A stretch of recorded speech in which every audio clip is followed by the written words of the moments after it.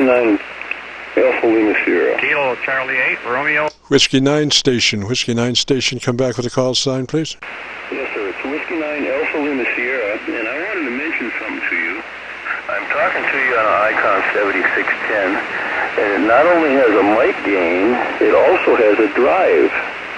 So I can turn the drive up and have it put more ALC out with less mic gain.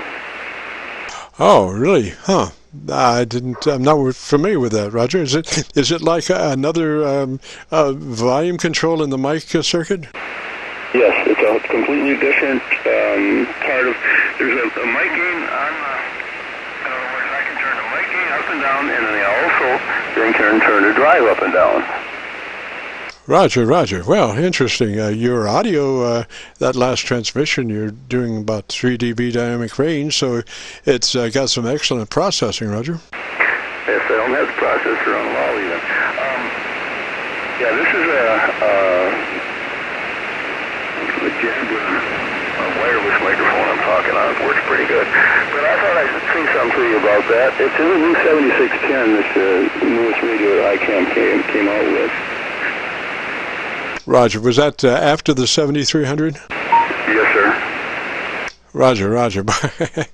I hope it performs as well as the 7300, Roger. Oh yeah, it's supposed to be the really super one. It's the new SDR radio.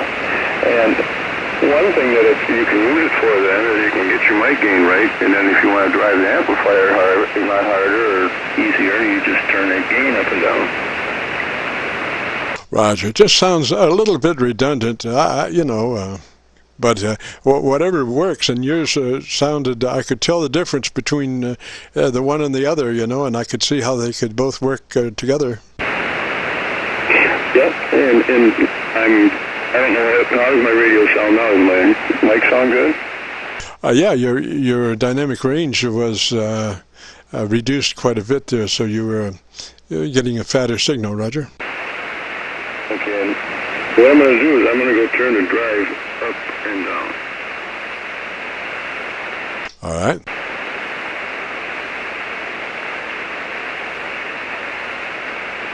I'm sorry, did you say you were going to turn the drive up and down? Yes, sir. But I just realized I didn't have my glasses on, so I turned them on and I can see what I'm doing. All right, that looked about 2 dB, about a 2 dB dynamic range there.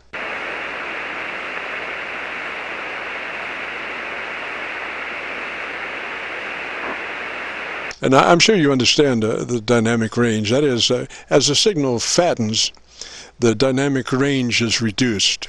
Like with unprocessed signal, you're running maybe 10 dB dynamic range or so, just wide open there. And then as you start compressing or limiting, as you start to fatten that signal, your dynamic range starts to decrease until you reach an optimum at about 3 dB, 2 dB, and that's in the area of if you have a nearby blower, it starts posing a problem, Roger. Okay, Roger. Now I turned the drive game up a little bit, and I left the mic turned where it was. Roger, that sounds good. Whatever you do, man. Yep. So I can turn it up. I went from like 40% up to 60% on the drive gain, and naturally it's driving the radio harder now. Oh, Roger, yeah, your signal there was like a dB and a half dynamic range. I mean, I'm looking at the output of this receiver. I'm looking at the audio out on a VU meter, so I can tell precisely what your modulation's doing. And that last one, your dynamic range was about a dB and a half. I've never seen one quite that fat. Yes, and I can also, this has got a scope on it, and it can look at my modulation on the scope, and it also has another, I can't think of what the meter's called, that you can look at the same time. Roger, fat module. Now, audio-wise, I would bring the top end up just a skosh, because, the first thing that happens when you get down the road is if you have any phase angle reflection, the top end is the first thing that gets rolled as far as phase cancellation. You know, when that other band on up above the normal reflection band starts feeding back, the time delay, it just starts the top end to roll out. And so I would always run with just a little bit more top end than what you would think.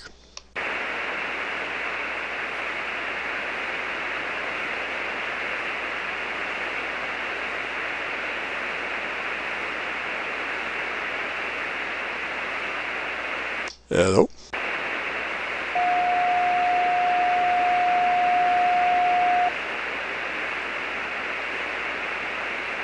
This is Kilo Charlie 9, Victor Kilo Victor with the Friday morning Qso-Vlog recording.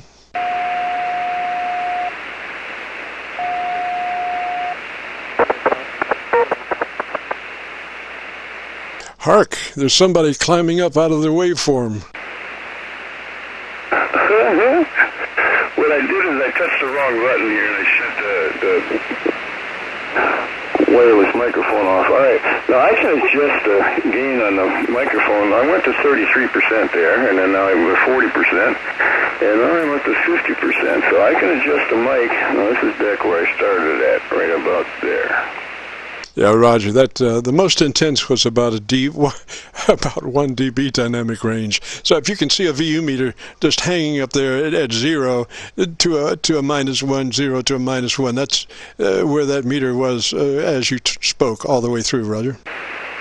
Okay. Am I too much on the mic gain now? No, it sounds beautiful. I would run it just like that, man. Nothing wrong with that.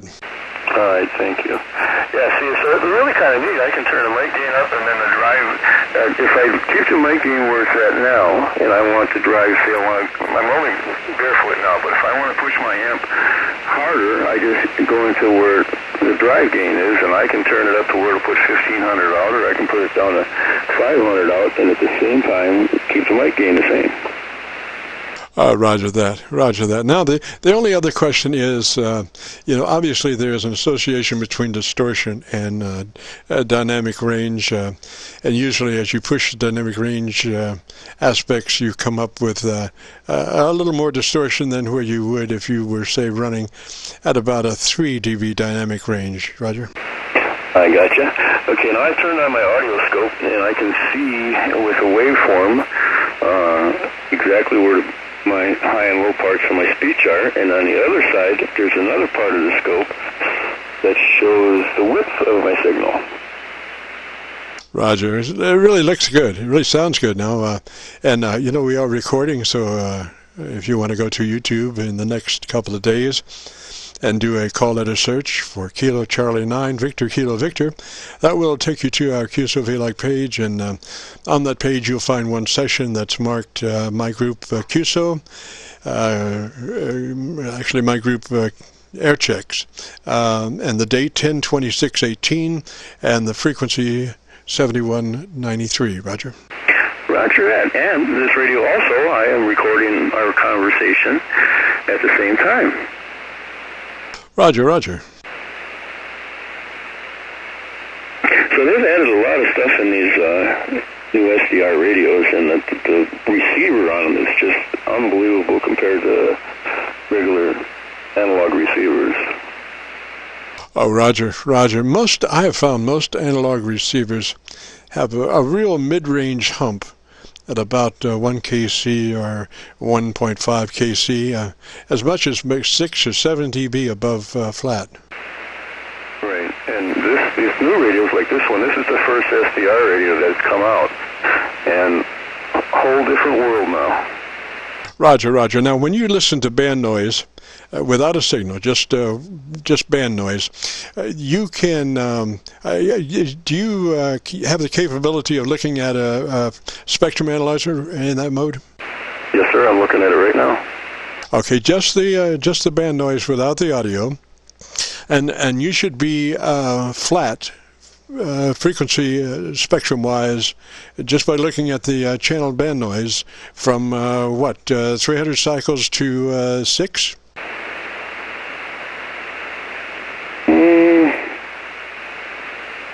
Yeah, Yeah, about somewhere in there. It's not... Depends on where I got my RF gain set at. Roger, but your RF gain would only be amplifying the band spectrum that's there. So I wouldn't think that the RF gain would affect the band frequency response as far as band pass. All right. Right now I got a 30 dB minus, and let me turn it down. I'll shut up for a second and see if it does.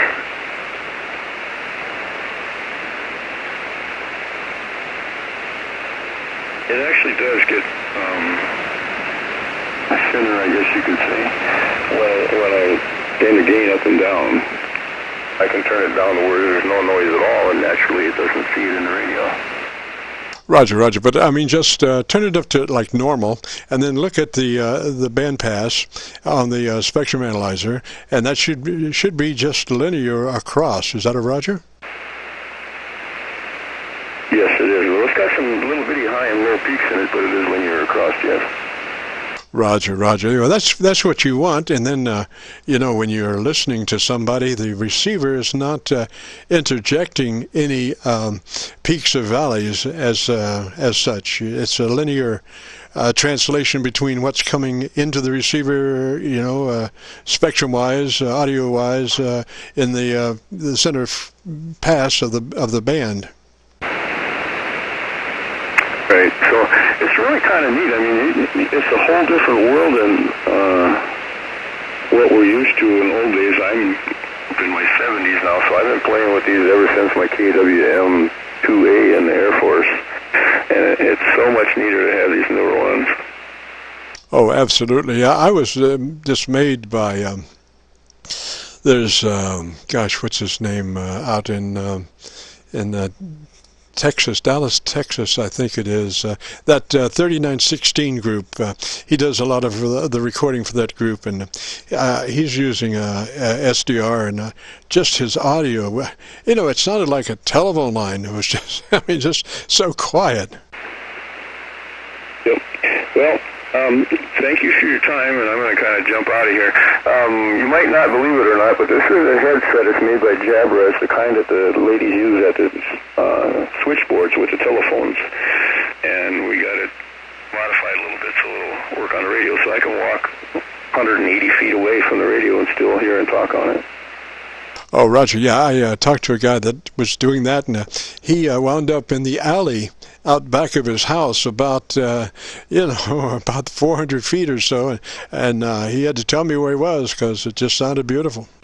Yep, and the nice part about it, most of them that people are using now work off of Bluetooth, but this is some kind of, I forgot what it's called, something that Jabra has come up with so that they don't have to compete with the Bluetooth spectrum.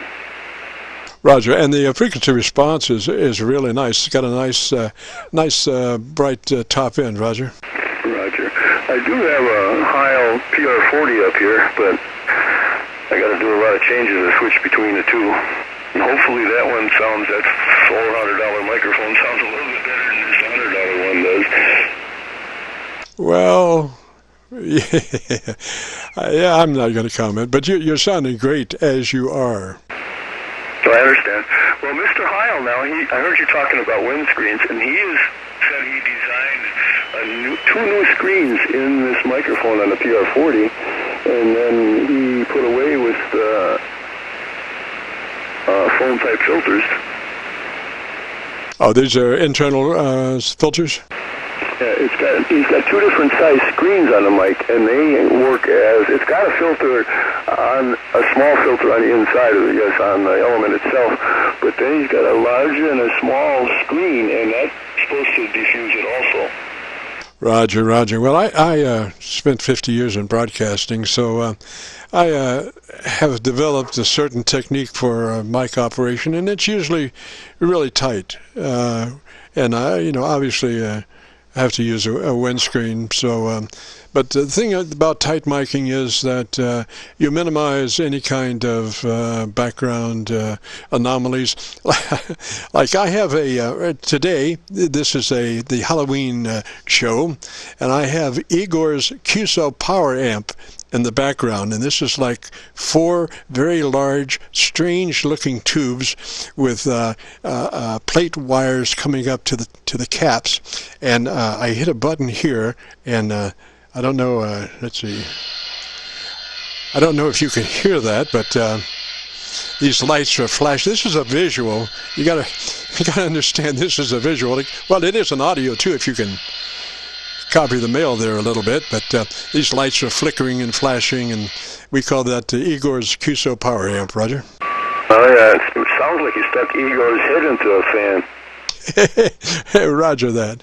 Roger that. Well, listen, it's been a pleasure, and I think you will enjoy your audio when you check it out on YouTube, Roger.